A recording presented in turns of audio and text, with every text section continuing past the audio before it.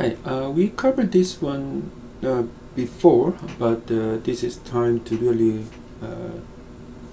discuss for the commenting in the Visual Basic code. In this code, this is subroutine, so the only kind of work that we are expecting is just this one. And in here, somehow we assign number 12 for this variable. It can be written anyway, and that's it. And these are just kind of comment about it, and it starts with this apostrophe, which means starting from the apostrophe to the end of the line is just a comment, so it doesn't affect anything about the Visual Basic coding.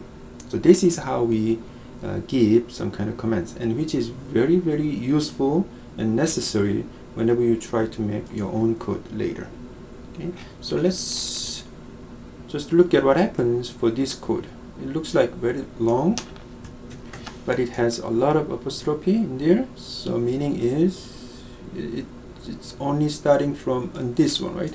Before that, this is just comments, and by that way you can mention that who made that code and who developed this whole thing or something like that, or some contact information or something like that, right? So this is the initial, the starting parts of the subroutine, and that is also another comment. So this is our actual code, and it mentions by that we are going to display the results, right? So this is another comment like that, right?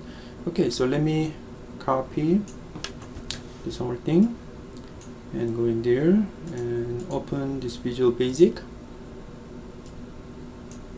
and we need modules, so open new module here and paste the whole code. And inside a Visual Basic code, by the coloring, it's more clear which part is really actual code and which one is comment and something like that. Then as you can see here, all these green ones are comments, so it's good. And this black is our actual code. And one strange thing is we have this red one, and it's not really our Visual Basic code, right? It's clear, right? It's just some kind of comment. And yes, it is, because these are just given numbers with assigned to some variable, and this is a formula is by adding these two results. So that's the formula for baker's dozen, right? It's 13 instead of 12. They just give one extra donut or something like that. So this should be a comment, so which means we need to put extra apostrophe in front of it.